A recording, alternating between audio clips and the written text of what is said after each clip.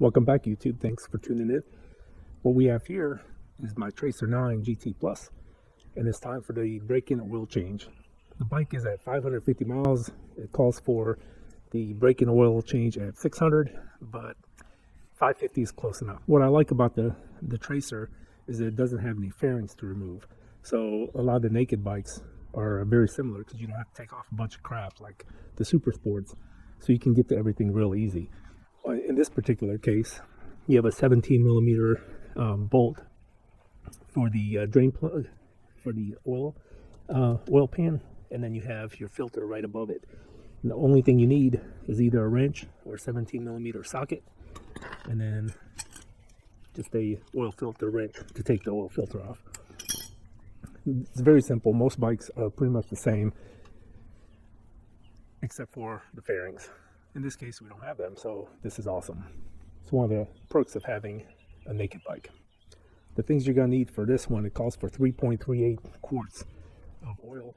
So I got the Amsoil 1040 motorcycle oil, and I got the genuine Yamaha oil filter from the dealer.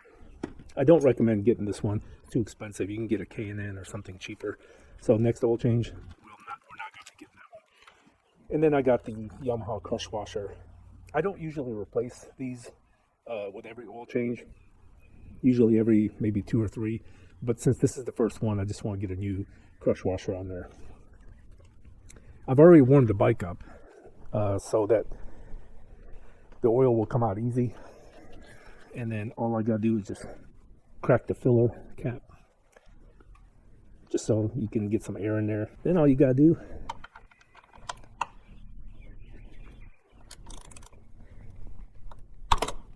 is break it loose.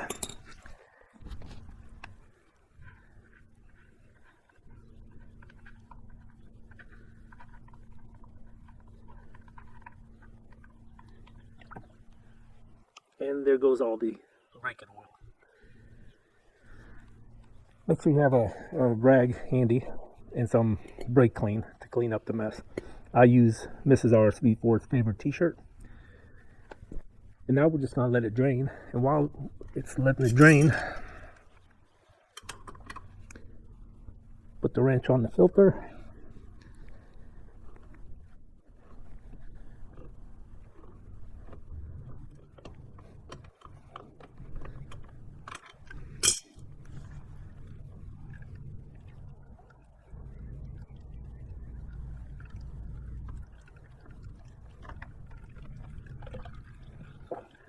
That's it. Now we're going to let it drain till it's pretty much just dripping out, and then we'll put it back together. By the way, somebody asked me on a previous video, what do I do with the used oil?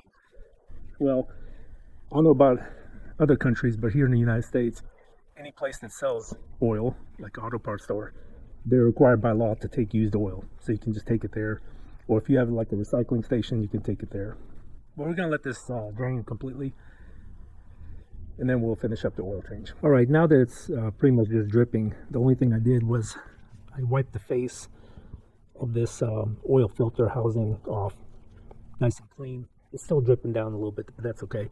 I just wiped all the dirt off, and then I took a little bit of oil and I dipped my finger in the oil and smeared it on this O-ring, this rubber O-ring.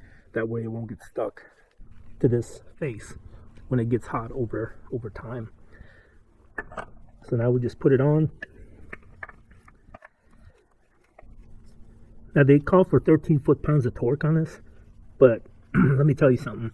I've been working on cars and motorcycles since the late 90s, and the way I always was told is get it hand tight to where you can't tighten it by hand anymore, and that's good enough. And honestly, I've never had one leak. Of all the years, all the oil changes I've ever done, never torqued it down and never had a problem. If you want to torque it down, 13 foot-pounds, but I just hand tighten it, and that's good enough. Same thing for the bolt. It calls for 32 foot-pounds of torque. Again, I've never torqued one of these. I'll show you what I do, but I recommend you torque it if you're if you're nervous. These threads are aluminum, the pan is aluminum, and you can strip it out. But what I do, by the way, I did put a new crush washer on there. So what I do is I just tighten it down, and then just give it a little, that's it. 3 little oomphs should do it. I call it oomph.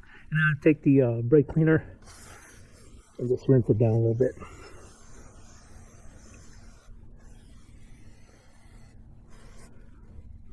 That's it. So, like I said, 13 foot-pounds of torque on the filter, 32 on the drain bolt, and that's it. Now we're gonna fill it up. It calls for 3.38 quarts of oil. Again, I'm using a motorcycle 1040, and I can't pour oil, hold the funnel at the same time. So what I'm gonna do is fill it up until this sight window, there's 2 markings on it, one right here and one right here. I'm just gonna fill it up until it's at the top, and then we're gonna start the bike up. And of course, it's gonna fill up the oil filter, so the level will go back down, and then we're gonna wait and let it settle for a minute, and then we're gonna fill it back up till it's almost at the top. I know it's hard to see, but there's a mark here for minimum, and then right above it there's a mark for maximum. So I'm gonna get it just to the maximum line, but I can't pour this oil, hold the funnel, and hold the camera at the same time, so sorry about that, but I'm not gonna be able to film it. All right, as you can see through the side glass, hopefully you can see it, but it's just above the full mark, and I put in 3 quarts. So now we're just gonna start the bike up.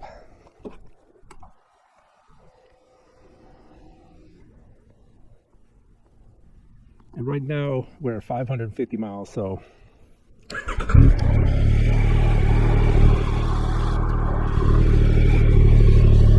there's no oil light on, so that's good.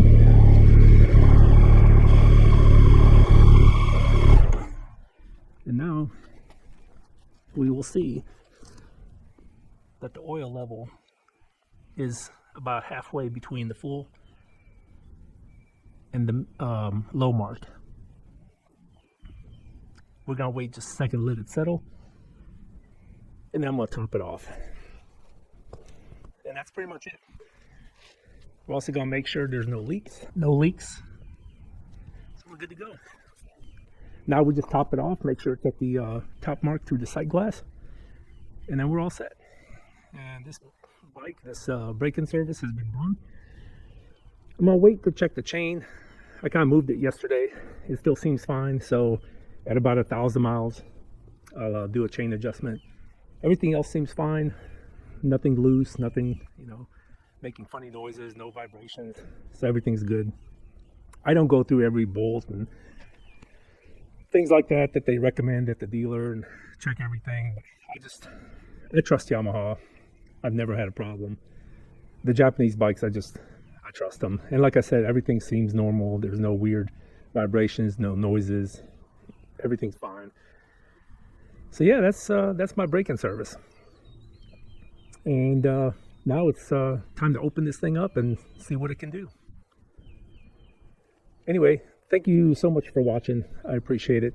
And if you haven't hit the like and subscribe button, I would appreciate it if you did that. And we'll catch you on the next video.